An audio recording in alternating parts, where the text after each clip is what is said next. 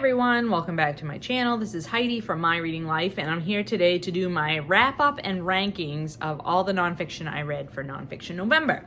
So, I have 12 books that I completed in the month of November. I had originally a stack of 8 books to fulfill my TBR and to meet the prompts, which I'm not going to go into because I don't even remember what I said for what. I mean, I might remember when I'm talking about them and be able to tell you, but I can tell you the one book I did not get to that was on my original TBR, and that was for industry prompt, was this work of oral history called Working by Studs Terkel. It's just a chunky one, and I just didn't get to it. So it's going back on the TBR, and I will get to it another time.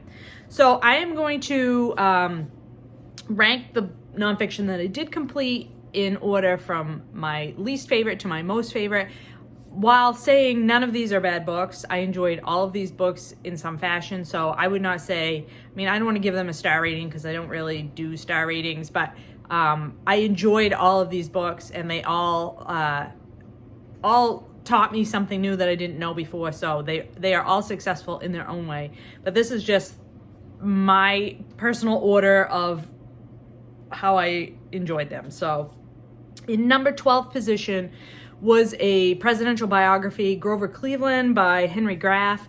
And this was not in any way a bad book, but it's basically what it says on the tin. It is a straightforward, short biography of Grover Cleveland.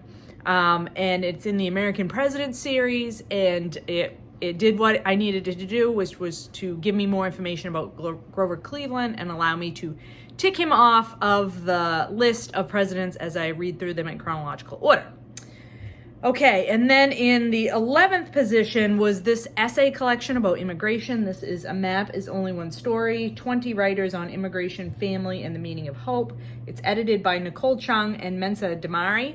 And as in any collection of any kind of writing, whether it's essay, short story, whatever, you're going to enjoy some things less and other things more, some things less. This was good. Was not great. I enjoyed the essays at the end of the book more than the ones in the beginning. So that was in 11th. In 10th place, another essay collection. This is The Best American Science and Nature Writing, edited by Michio Kaku. And this is the 2020 edition. I've talked about this before, and also A Map is Only One Story. Like most of these I've talked about before in my vlogs from November. So if you're interested in getting a more in-depth review, please check those out. Again, some of these were great, some of these not so good, but overall I really enjoy these Best American Science and Nature Writing collections. Okay, and then in number 9th position is another presidential biography, and that's You Never Forget Your First by Alexis Coe. And this is a biography written by a woman of George Washington. I buddy read this with Doris. It's quite humorous in places, but also looks at George Washington from a different perspective than how he is normally written about in presidential biographies, because this book is less focused on all of his good qualities, but is more interested in talking about him as a whole person, his flaws, his good points, all of it, and in an engaging and humorous way. Again, another very short biography, which I very much appreciate considering most biographies are well over 500 pages. So then after that, in number 8th position was this collection, which I read for the collection prompt, of Eleanor Roosevelt's My Day, which was her newspaper column that she published 6 days a week from 1936 to, I can't remember when in the 60s, I think, when she finally finished. This particular collection is from 1936 to 1945, so it covers the years that FDR was president. It goes through World War II, all of that. So it is not, what's the word I want? It is not, it's not every column she ever wrote. It's excerpts of her column, so be aware of that.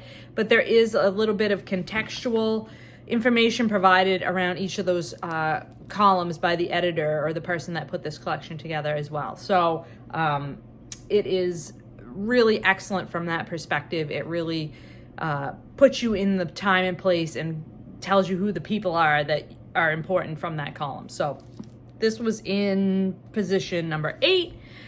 In position number 7 for me was If Then by Lepore. This is how the Simulmatics Corporation invented the future. This piece of nonfiction is all about how computer technology began to be used to predict human behavior, how corporations would take information about consumers, about populations, human populations, put them into computers to try to tell them predict how people would vote, how they would behave, how they would react. All of the stuff that happens today from the information that we inadvertently give up on the internet to predict our behavior and what we are willing to spend our money on and what we think about things. So yeah, this is an excellent history that really tells the story of mid-century America and how this whole industry got started. And I did read this, I think I read this for industry as well.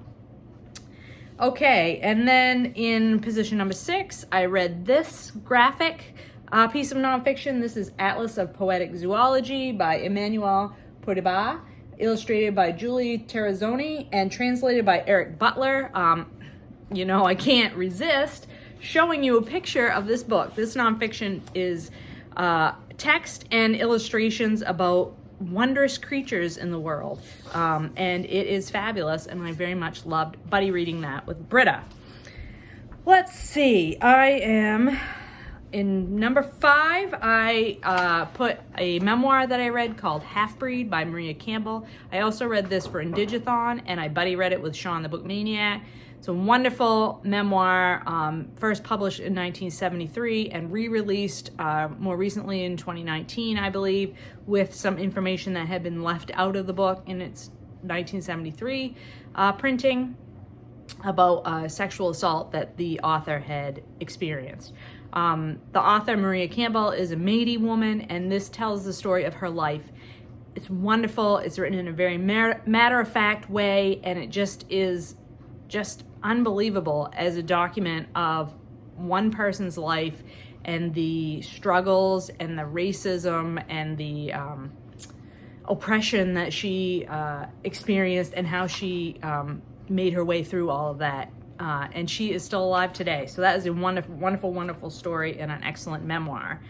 And then in 4th position is The Feather Thief by Kirk Wallace Johnson, Beauty, Obsession, and the Natural History Heist of the Century, all about a young man who steals priceless feathers and birds from a natural history museum in Great Britain, all in order to sell them into the fly tying trade. I know that probably doesn't sound interesting, but this book is written in such an engaging way that it is very, very interesting. In 3rd place is Under the Sea Wind by Rachel Carson, a classic piece of nature nonfiction writing. This is Rachel Carson's description of sea creatures, how they live, how their life cycles work, where they live, how they make their homes, how they have their babies, how they find food, written from the perspective of the individual species that she's talking about. It is wonderful, it is charming, it is cozy, there's a reason why it's a classic. I buddy read this with Britta, and I just absolutely adore this book. And I will be reading more in that series of books that she wrote back in mid-20th century.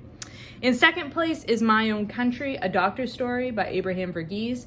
This is Verghese's telling of the early 1980s when he was a doctor in Tennessee at the beginning of the AIDS crisis, what we knew about AIDS at that time, what the treatments were available, and how that developed over the years of the 80s, how treatment options developed, what it was like for gay men during that time period, especially in rural areas. This was just brilliantly written. I blew through this book. I could not put it down. I think this is really, really impressive. It is a bit dated in its language because it was first published in, excuse me, if I could get to the publication page. It was first published in 1994. So there is some language in here that I think we would not use today in terms of describing the LGBTQ community and also how we talk about AIDS and HIV. But this is an excellent documentation of that early time period when that virus was just just ripping through the gay community. And I thought this was amazing. So glad I read it. And then in the first position was another book that I read for Indigathon. This is a book that I have not yet talked about in terms of a full review. This is Carrie by Toni Jensen, a memoir of survival on stolen land. Toni Jensen is a Métis woman from the U.S., and she is telling her story here of her childhood and her current adult life.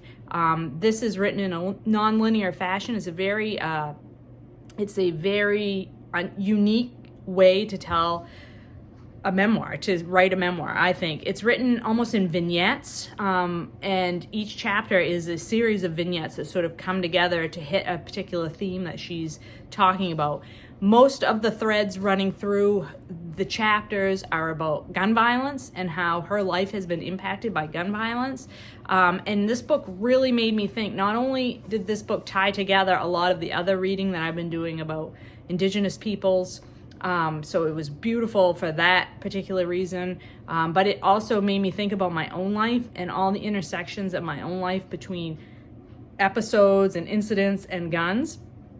And it was really eye-opening to me how much, as an American citizen, I just don't think about a lot of things until you sort of twist the perspective a little bit and you're like, oh yeah, that is weird that we do that, or that's weird that that's not considered weird, kind of thing.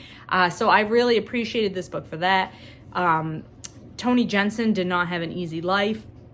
She has experienced a lot of traumatic episodes. She's experienced abuse in her life, and but she has this capacity to allow people into her life that you would think she would shut out because of those past traumatic experiences.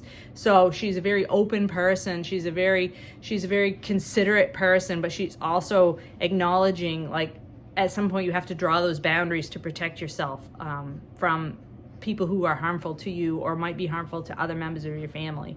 I just thought this was a brilliant memoir. I really appreciated the style in which this was told. I don't think this particular memoir would work very well as an audiobook just because of the very unique manner in which the book is narrated and this vignette style. I think it would be hard to follow as an audiobook, but as a physical piece of writing, I really thought this was beautiful and very, very moving and emotional, and it's the best book I read in the month of November. So that's it. That's what I read during Nonfiction November. 12 books total, highly successful reading month. As always, I love Nonfiction November. I hope that you found some great nonfiction to read in the month of November, and I will talk to you later.